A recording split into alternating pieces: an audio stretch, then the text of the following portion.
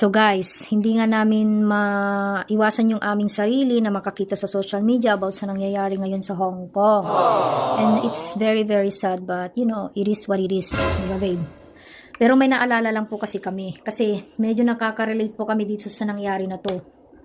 Hindi na po namin babanggitin kung ano talaga yung nangyari, but alam na po ng lahat yan. That's alright. Ngayon, kung hindi nyo man alam, wag na kayong mag-comment na lang kayo dyan, tanongin nyo lang yung mga magpo-comment din dyan. Pero guys, remember, February this year, nagkaroon ng kaguluhan sa Taiwan about sa mga vloggers na na-deport. And then, March noon, may isang concerned citizen na kaibigan natin na nag-chat sa amin. Nag-chat po talaga sila sa amin na kami po ay nai-report sa immigration. Yes. Kaya lang guys, wala po kaming violate talaga kasi tumutulong lang po talaga kami for free and during our working days. Working days. Nagwo-work po kami. Nadadaanan po namin yung lugar na yon, kaya nakikisuyo na rin kami, which is legal po iyon kasi nung tinanong namin yung mga officer doon sa lugar na yon, okay lang din naman po na makisuyo. Pasuyo po yung ginagawa namin noon. Kaya lang may nag-report din pa rin po sa amin kasi nga po gawa po siguro ng inggit or you know what I mean. So, after po namin ma-receive yung sa tungkol sa immigration report na yon, tumigil na po kami. Tumigil na po kami, binura po namin lahat ng related sa bagay na yon, and nag-focus na lang po kami sa kalandian. Tumblr ko daw. Joke na. Oo guys, nag-focus na lang kami sa Bluetooth, sa Tumblr, sa kalandian. At least, sa bagay na yon, hindi po kami mapapahamak. Kasi guys, una po sa lahat, alam na alam, and we are very much aware kung ano po yung visa namin at purpose namin dito sa Hong Kong.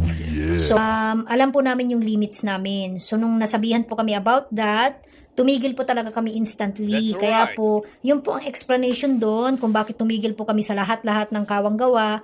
Kasi nga po dahil sa report na yon. So, ngayon naintindihan nyo na. Actually, pinost rin po namin noon yun way back March. Nag-explain po kami bakit kami biglang tumigil. Totoo po kasi yun. Kasi ganito po yan. Pag once na nai-report po kayo sa immigration, hindi naman po kayo kaagad huhuliin, papupuntahin sa immigration, sa police station, hindi po yung ganun. Meron pong tinatawag yan na due process. So, expect mo po yun, pagka-report sa'yo, may mag-i-investigate within months.